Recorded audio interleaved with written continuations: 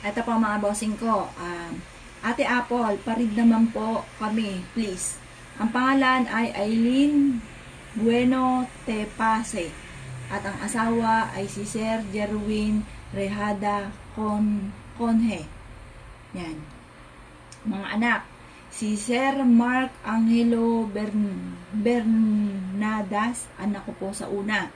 Tapos si Sir Gabriel Conce, si Luisa Jaira Conce, si Judy Jaira Conce. Yan, Conce o Conhe. Yan. Ito po, si Ma'am Aileen ay mabait. Si Ma'am Aileen ay handang magsakripisyo para sa pamilya. Yung pang-umbagang, ibig ko sabihin, siya yung handang magtiis. Matiisin po siya, mabait. Hanggat kaya magtiis, tahimik lang po ito. Kabaliktaran naman na napangasawa ninyo ni Sir Jerwin Rehada Conce. Ito po ay siya ay madiskarting tao pero matapang po ito. Pag ito'y nagalit, matindi siyang magalit dahil ayon sa kanyang pangalan. Pero siya yung tipo na magdadala ng inyong pamilya. Si Ma'am Aileen, pambahay po ito. Tapos si Sir Jerwin, siya yung kakayod. Siya yung mag-iisip. Ingatan niyo po, Ma'am Aileen, ang inyong kalusugan. Lakasan ang inyong pong kalooban. Huwag kayong mag-alala. Nasa inyong pagpapala. Maraming blessing ang darating sa inyo soon. Swerte ka sa inyong karelasyon, bagamat matindi siyang magalit, matindi rin siyang magsalita. Siya ay ayaw na kinokontra, gusto niyo siya ipinupuri. Si Ma'am Aileen, friendly itong tao, pala kaibigan po siya. Si Sir Jerwin, bagamat may kaibigan siya, pero malalim sa kanya ang salitang best friend. Kung mayroon siya magiging best friend, totally, sa pulang pagkabata, or kaya napatunay niya na best friend niya ito. Kabaligtaran naman ninyo, Ma'am Aileen. Si Ma'am Aileen, ito, siya, mga pala kaibigan. Siya po yung tipo ng tao na mabilis siyang makipagkaibigan, makipag-close. Mahina po ang loob po ninyo, Ma'am Aileen. At si Sir Jerwin, matapang po ito, fighter po ito. Pwede siyang mag-abroad, or kaya, kung siya namamasukan, mas maganda kung siya may negosyo. Kasi sa pangalan po niya, siya yung may sariling palo, marami siyang ideas, at siya po yung may sariling diskarte. Yan, kaya pwede siya na maging boss, pwede siyang may-ari na negosyo. Yan, sabi po dito, sa inyong dalawa, kayo ang mag-iingat, Ma'am Aileen, sa inyong kalusugan. Si Sir Jerwin, mahaba ang buhay nito, bagamat mag-iingat ito dahil mabilis siya nakakainggitan, mainitin ang ulot, maaaring magkaroon ng kaaway. Kaya mag-iingat po siya, pero yayamanin, bagamat may mga pagsubok na pinagdadaanan, pero sa huli, yung Konghe or Conce, ang inyo pong ipilido, yayamanin po yan. Magiging matagumpay po yan. Yan ay gagawin niya lahat para siya maging matagumpay. Ang pangalan po ng anak ninyo sa una na Mark Angelo, matalino po ito. Ito yung tipo ng taong nag-iisip muna bago magdesisyon. Kabaliktaran ito ng mga anak ninyo na babae. Si Sir Mark Angelo, ito yung tipo na pwedeng pakunin ng doktor, abogado, chemist, yung mga mahirap na kurso dahil matalino po siya. Mag-ingat lang dahil baka mapabarkada. Pero sa katalinuhan, matalino po yan at madiskarte. Siya po ay wala rin, parang yung karelasyon niya, siya yung magdadala ng pamilya. Dahil lalaki rin naman siya, tama lang naman din. Siya po ay malakas ang loob.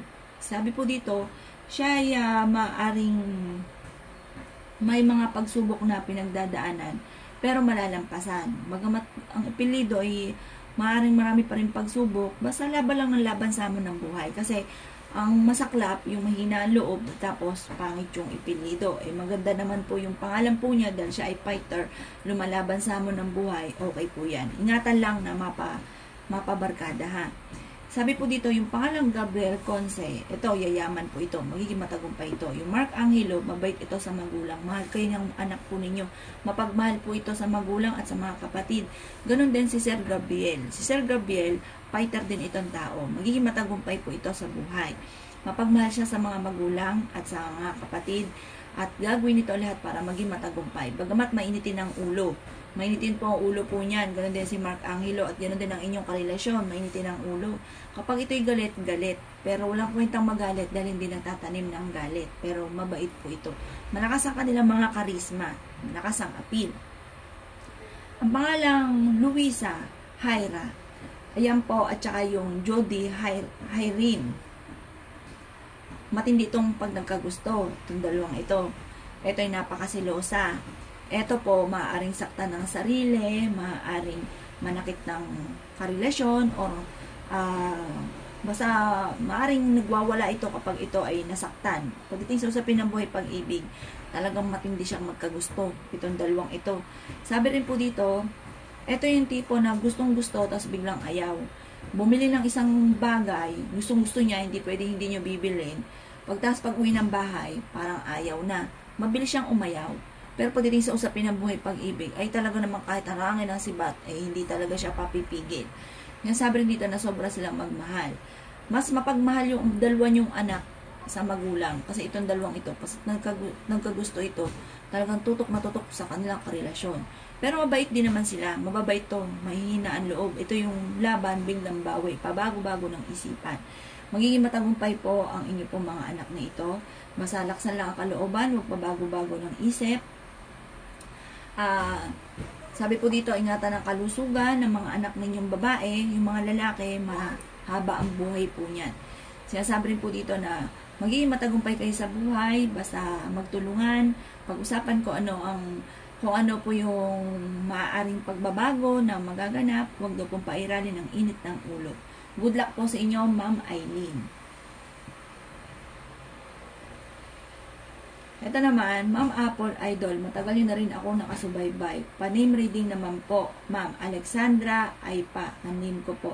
At ang dalawa kong anak ay si June Puji at si Princess Jorner Lee Aypa. Paki-reading naman po ang mga kids ko. Yan, ang pangalan po ninyo ay walang swerte tungkol sa usapin ng buhay pag-ibig. Kayo ang magdadala ng inyong pamilya. Kung gusto nyo magtagal kayo ng inyong karelasyon, kailangan nyo ng mahabang pasensya. Pero nasa pangalan ninyo, may sarili kayong palo, ayaw nyo na kayo kinukontra, gusto nyo lagi kayong pinupuri, ayaw nyo na kayo pinangungunahan, gusto nyo kayo yung masusunod. Kaya parang bihira naman din sa lalaki na magpapahawak sa leeg.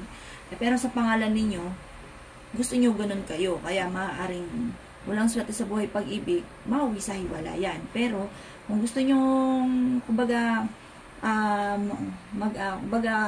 magpasensya sa inyong karelasyon, gusto nyo maging martir, pwede rin naman para hindi kayo magkahiwalay ng inyong karelasyon. Pero sa pangalan po ninyo, mapagmahal kayo sa inyong pong pamilya, kayo po ay prangkang tao, hindi rin kayo friendly, bagamat may mga kaibigan kayo, pero hindi ganun ka-close. Parang kabatian lang. Yan sabi rin po dito na kayo ay maaaring magkaroon ng pasaway na anak. Ang pangalan June Puji, yan ay mabait na bata. Mahina lang ang loob. Siya po ay magiging matagumpay po ito sa buhay. Ganon din yung Princess Journey. Yung Princess Journey Nerly, ito ay matalinong tao. Ito ay kahit anong kurso na ipaan nyo sa kanya, kaya-kaya niya. Siya yung tipo na nag-iisip muna bago mag-desisyon. Siya po hindi pa dalos-dalos ng desisyon. Siya po ay prangkang tao. Prangkat po ito si Princess. Kabaliktaran ni Sir June Puji. Hindi ito mahina po loob po nito. Mabait po ito. Ito, maldita to si Ma'am Princess. Ito ay magiging matagumpay naman dahil siya ay palaban sa amin ng buhay. Wala lang itong swerte tungkol sa usapin ng buhay pag-ibig. Parang mapapagaya ito sa inyo, Ma'am Alexandra. Walang swerte sa buhay pag-ibig. Kasi, ano po siya, may sarili siyang diskarte. Ayaw niya siya pinakikilaman, ay siya kinukontra. Gusto niya lagi siya pinupuri. At siya po yung madakdak na tao, pero mabait. Mapagmahal ito. Sa kanilang dalawa, mahal na mahal kayo ng anak niyo, si Princess Jorly. Mahal po kayo nito. Mapagmahal ito sa magulang, mapagmahal sa kapatid. Magiging matagumpay po ito sa buhay. Si Sir June Puji, magiging matagumpay din, lakasan lang kalooban at ingatan ang kalusugan. So, marami siyang magmahal sa kanyang mga anak, sa kanyang magiging pamilya. Yung pamilya niya, yung kanyang karelasyon ang magdadala ng kanilang pamilya. Si Ma'am Princess ang magdadala ng kanyang pamilya at para hindi mahiwalay, magiging martir. Parang tatahimik na lang. Pero sa pangalan Princess, tapos niluksungan pa ng journally, nako, hindi to tatahimik. Maganyan po to. Madakdak, basta galit siya, pero hindi siya nagtatanim ng galit. Yan po. Good luck po sa inyo. Kayo po'y magiging matagumpay, Ma'am Alexandra Aypa. Kayo po'y yayamat maging matagumpay, bagamat walang swerte tungkol sa buhay pag-ibig at sa inyo pong mga anak ay magkakaroon ka ng pasaway, pero magiging matagumpay po kayo. Yan. Salamat po mga bossing ko sa panunood. Malulobot na po ako. Kung hindi pa po kayo nakasubscribe sa ating channel at marami pa kayong gustong itanong, mag-comment lang po kayo mga bossing. Subscribe lamang po sa Apple Pagyo 7 at Apple Pagyo 5 at ganoon din po sa Jovelyn Pagyo. Salamat po!